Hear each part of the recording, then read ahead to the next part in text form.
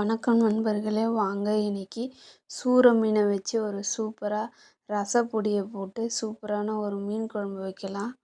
நீங்களும் ஒரு முறை இந்த மாதிரி செஞ்சு பாருங்கள். என்ன ரசப்பொடியான்னு தள்ளிட்டு போயிடாதீங்க. கண்டிப்பாக நீங்கள் ஒரு முறை இந்த மாதிரி செஞ்சு பாருங்கள்.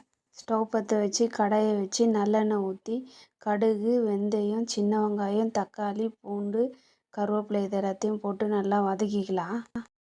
இதில் ஒரு ஸ்பூன் மஞ்சத்தூள், வீட்டில் அரைச்ச ரசப்பொடி ஒரு 2 ஸ்பூனு, மிளகாத்தூள், குழம்பு மிளகாத்தூள் உங்கள் காரத்துக்கு தகுந்த மாதிரி குழம்பு மிளகாத்தூள், அதுலேயே உப்பு இது எல்லாத்தையும் போட்டு நல்லா வதக்கிக்கலாம். கடையில் வாங்கின ரசப்பொடியெலாம் போடாதீங்க. வீட்டில் அரைச்ச ரசப்பொடி மட்டும் போட்டு இந்த குழம்பு வச்சு பாருங்கள். இதுக்கு தேவையான அளவு தண்ணி ஊற்றிக்கலாம். ஊற்றி இது நல்லா கொதிச்சதுக்கப்புறம் கரைச்சி வச்ச புளியை எடுத்து அதில் ஊற்றிக்கலாம். இதில் ஒமேகா 3 நிறைய இருக்குது இந்த மீனில். நம்ம தான் இந்த மீனை வாங்கி சமைக்கவே மாட்டேங்கிறோம்.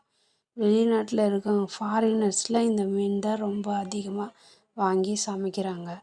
குழம்பு நல்லா கொதிச்சு எடுத்து வச்ச மீன் தலையும் வாழையெல்லாம் அதில் போட்டு குழம்பு வச்சுக்கலாம். வச்சுட்டு கொஞ்சம் மீன் வறுத்துக்கினேன் நான். லாஸ்ட்டாக கொஞ்சோண்டு கொத்தமல்லி தூவி இறக்கிக்கலாம். இந்த வீடியோ உங்களுக்கு பிடிச்சிருந்துன்னா சப்ஸ்கிரைப் பண்ணுங்கள், லைக் பண்ணுங்கள், கமெண்ட் பண்ணுங்கள், ஷேர் பண்ணுங்கள். பாய். அடுத்த வீடியோவில் பார்க்கலாம்.